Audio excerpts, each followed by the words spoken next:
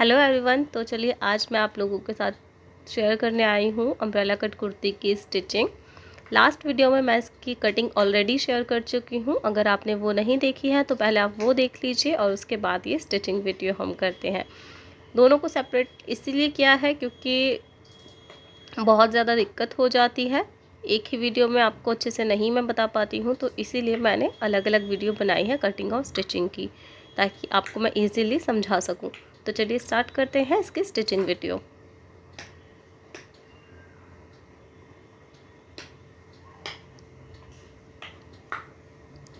सबसे पहले स्टिचिंग के लिए हम हमारे जो चोली पार्ट है उसकी स्टिचिंग करेंगे। तो हम सबसे पहले यहाँ पर मैं जो बैक पार्ट है वो ले रही हूँ। इस पर हम नेक की कटिंग करेंगे। तो जो नेक की चौड़ाई है, गले की चौड़ाई मैं 3.25 इंच रख रही हूँ और इसकी जो लंबाई है वो तकरीबन 1.5 इंच या मैक्स टू मैक्स आप 2 इंच मान सकते हैं। इससे ज़्यादा नहीं रखी है क्योंकि मुझे बैक नेक छोटा ही चाहिए। तो इसे मैंने इस तरीके से कट कर लिया है। अब हम फ्रंट की कटिंग करेंगे। तो फ्रंट के लिए फ्रंट हम ओपन बनाएंगे, मतलब फ्रंट में हम पोटली बटन सेट कर रहे हैं। तो इसीलिए यहाँ पर पहले मैंने 1/2 इंच जो एक्स्ट्रा था उसको मार्क कर लिया है। उसके बाद में हमने 3.25 मार्क कर चौड़ाई, उसके बाद हमने इसकी लंबाई ली है 7 इंच। तो मुझे तैयार है वो मुझे 6.5 इंच चाहिए। तो यहाँ पर मैंने 7 इंच इसलिए रखा है क्योंकि कुछ स्टिचिंग में जाएगा और ऊपर गले में मोड़ने में भी जाएगा। तो 1/2 इंच आप एक्स्ट्रा लेकर चले तो आपको जितना तैयार चाहिए उससे तो आपका वो बनकर उतना ही आपको तैयार मिलेगा। अगर मुझे 7 इंच चाहिए होता तो मैं 7.5 लेती। इस तरीके से आप अपना रख सकते हैं और यहाँ पर आप अपने डिज़ायरेबल जो भी आप शेप रखना चाहते हैं नेक की वो आप रख सकते हैं। तो मैंने इस तरीके से थोड़ा सा स्वीट हार्ट नेक इसको बनाया है। तो यहाँ पर मैंने पाइपिंग बनाकर ऑलरेडी तैयार कर ली थी, डोरी वाली पाइपिंग बनाकर। तो जिस कलर की मेरे पास बॉटम है उसी फैब्रिक से ही यहाँ पर डोरी बनाकर तैयार की है और नेक पर इस तरीके से हम इसे सिंपली लगाएंगे। इस नेक को बनाने के लिए हम कोई बुकरम पेस्टिंग वगैरह को यूज़ नहीं कर रहे हैं। सिंपली बस जो हमने पाइपिंग डोरी बनाकर तैयार की है उसी से ही हम नेक यहाँ पर बनाएंगे और नेक पट्टी को भी उसी को ही मोड़ेंगे। तो देखिए कुछ इस तरीके से ये फेसिंग पाइपिंग हम इसे बोलते हैं।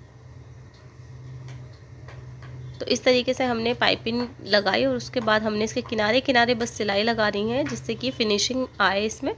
और जो एक्स्ट्रा जो कपड़ा है उसी को हम फोल्ड देते हुए इसे हम एज अ पट्टी, गले की पट्टी हम इसे मोड़ देंगे।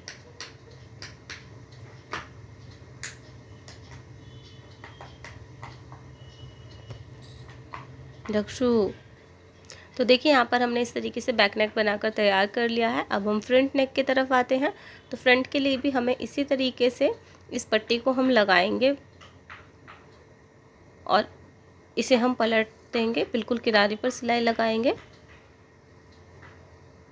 इस तरीके से नेक बनाना बहुत ही ज़्यादा आसान हो जाता है।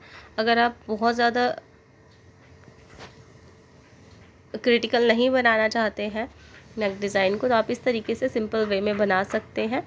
और ये आपको थोड़ी सी 1-2 प्रैक्टिस की ज़रूरत होगी। आप अगर न्यू है इस तरीके का नेक बनाने में तो आप थोड़ी सी प्रैक्टिस करेंगे 1-2 बार तो बहुत अच्छे से बना पाएंगे और फिनिशिंग भी बहुत अच्छी आएगी।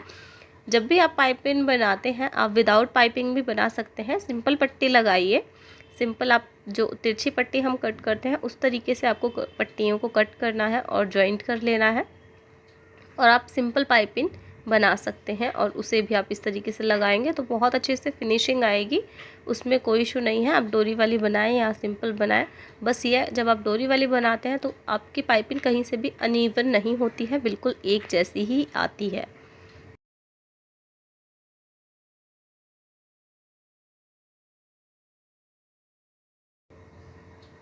तो जिस तरीके से हमने अपने बाकी नेक पर लगाई है पट्टी और उसी तरीके से हम यहाँ पर भी पाइपिंग बना लेंगे और उसके बाद जो कपड़ा बचेगा एक्स्ट्रा उसे हम अंदर फोल्ड कर देंगे एज अ फोल्डिंग मार्जिन।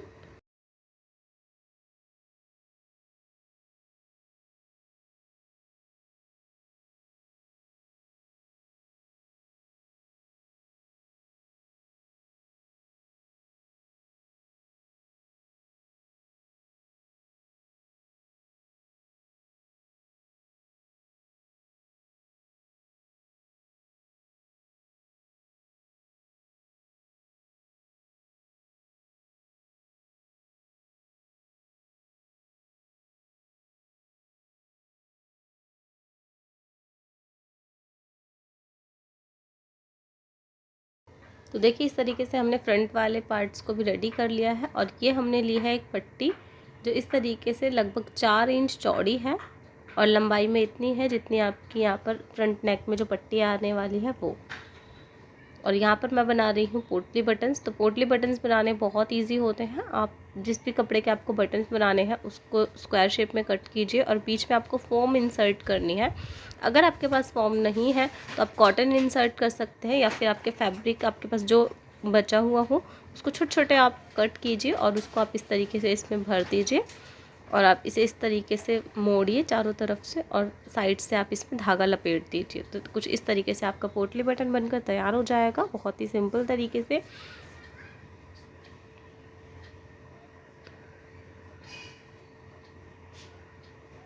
तो अब हमें जो हमने पट्टी ली थी वो लेनी है और उसके साथ ही हम यहाँ पर मार्क कर लेंगे रख कर जहाँ जहाँ पर हमें पोटली बटन्स लगाने हैं।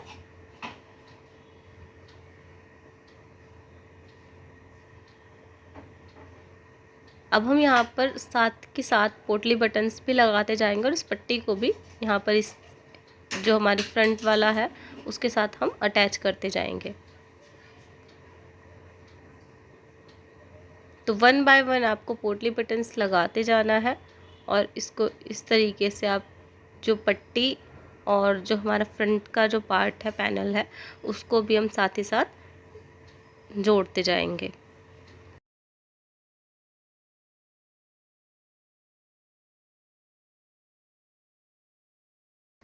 तो देखिए यहाँ पर इस तरीके से हमने एक साइड में पोटली बटन्स लगा दिए हैं और दूसरी वाली जो साइड है वो जस्ट इसके बराबर में हम रख कर स्टिच करेंगे। तो देखिए कुछ इस तरीके से हमें इसको स्टिच कर लेना है दूसरे वाले को भी। तो यहाँ पर हमारा फ्रंट वाला जो चोली का पार्ट है वो बिल्कुल तैयार हो चुका है और अब हम यहाँ पर जो हमने प्लेट्स की मार्किंग लगाई थी वो हम प्लेट्स यहाँ पर डाल देंगे।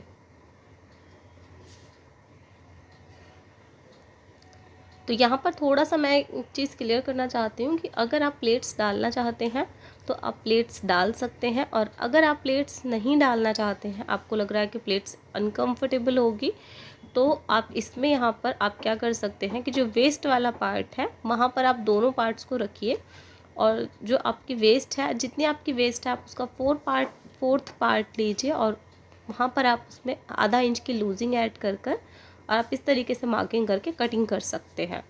तो मुझे जो प्लेट्स हैं वो काफ़ी कंफर्टेबल लगती हैं, फिटिंग में बहुत अच्छी आती हैं। तो अगर आप ट्राई करना चाहते हैं तो कर सकते हैं और अगर आपको अनकंफर्टेबल लगे तो आप इन प्लेट्स को हटा भी सकते हैं। इन फ्यूचर भी आप इसको हटा सकते हैं, ऐसी कोई प्रॉब्लम नहीं है। आपको जस्ट इसे खोलना होगा और उसके बाद अपनी वेस्ट के हिसाब से आप मार्किंग करके आप स्टिच लगा लीजिए। तो ये भी आपके पास एक ऑप्शन होता है। बस ये है कि आप जब प्लेट्स डालते हैं तो वो आपकी पूरी एक बॉडी फिटिंग बहुत अच्छी आती है। तो देखिए इस तरीके से मैंने बैक में भी प्लेट्स डाले हैं और फ्रंट में भी डाले हैं।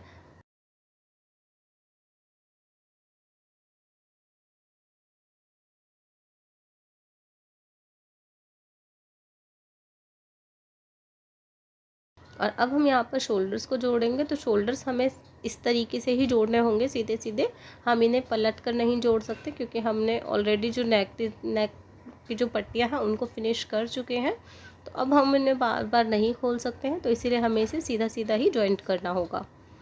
अब हम यहाँ पर फिटिंग की सिलाई लगाएंगे। तो जो हमने मार्किंग की है उसके हिसाब से हम फिटिंग की सिलाई लगा देंगे यहाँ पर और उसके बाद उसके बराबर में ही बस एक पैर का आपको मार्जिन देना है और उसके साथ ही एक दूसरी सिलाई भी आप लगा देंगे, जिससे कि अगर आपको कभी इन फ्यूचर लूज़ टाइट करने में कोई दिक्कत हो तो आप इसको लूज़ कर सकें बहुत ही आसानी से।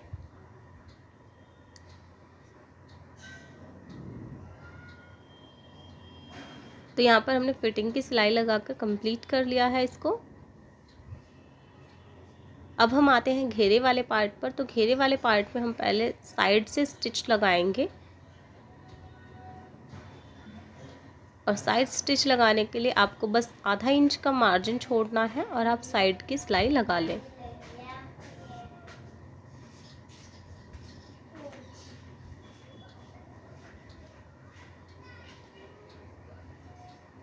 तो दूसरी साइड भी इस तरीके से ही हम यहाँ पर सिलाई लगा लेंगे।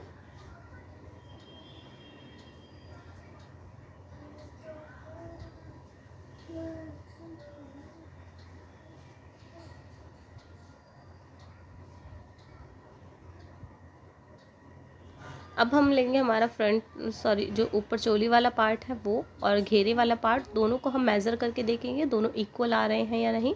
और अगर आपका घेरे वाला पार्ट थोड़ा बड़ा छोटा है तो आप उसको एडजस्ट कर सकते हैं सिलाई लगाकर। तो दोनों अगर इक्वल हैं तो आप बस इसे इस तरीके से रखेंगे एक साथ, और एक गोल एक सर्कल में आप इसको स्टिच कर देंगे।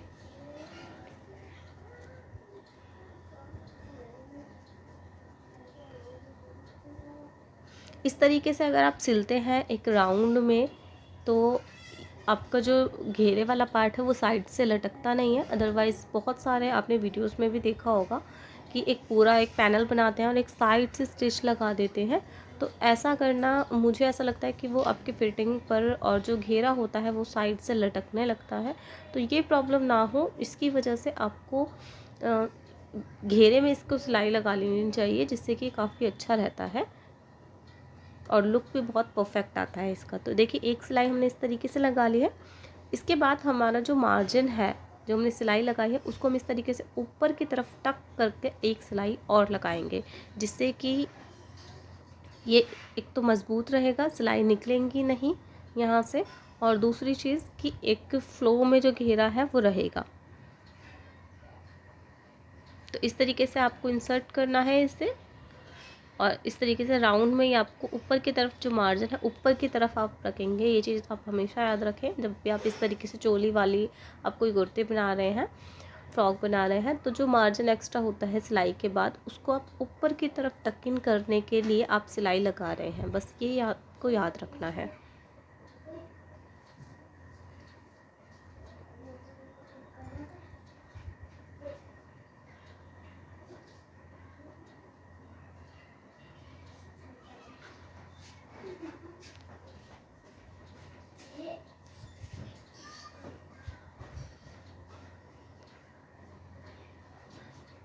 वो हमारा कंप्लीट हो चुका है। अब हम यहाँ पर जो मेरी स्लीव्स हैं हम उनको लगाएंगे।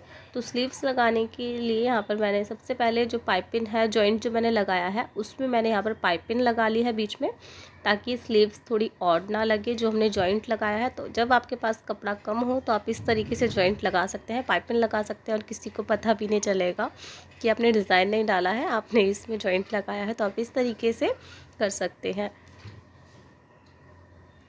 और अब इसके बाद हमने जो सिलाई के लिए निशान दिए थे इसमें, हम उसी के ऊपर बस आप सिलाई लगा लेंगे।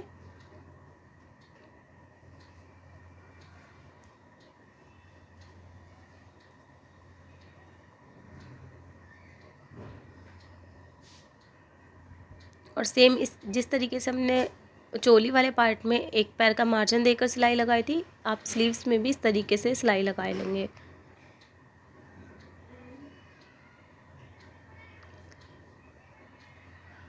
अब हम हमारा चोली वाला पार्ट लेंगे, और जो हमारा आर्म होल है उसको, और जो हमारी स्लीव्स का जो हमने आर्म होल कट किया है, गोलाई जो कट की है, उनको हम आमने सामने रख कर देखेंगे। इस तरीके से मेज़र करेंगे कि थोड़ा ऊपर नीचे तो नहीं है।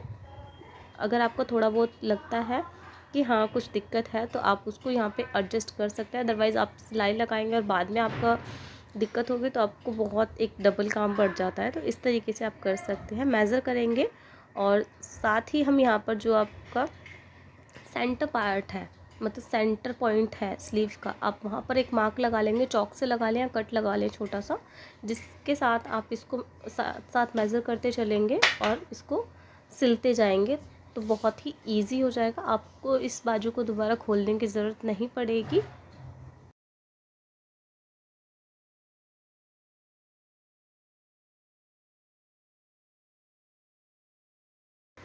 तो देखिए इस तरीके से हमने स्लीव्स लगाकर बिल्कुल रेडी कर लिया है, और ये हमारा स्लीव्स वाला काम भी हो चुका है। अब हमें बस नीचे जो घेरा है हमारा उसको हम फोल्ड करेंगे इस तरीके से। तो ये देखिए यहाँ पर मैंने आधा आधा इंच के 2 फोल्ड लिए हैं इसमें, और इस तरीके से हमें इसे फोल्ड कर कर सिलाई लगा देनी है बस। और इसी सिलाई के साथ यहाँ पर हमारा जो ये अम्ब्रेला कुर्ती है वो बिल्कुल तैयार हो जाएगी।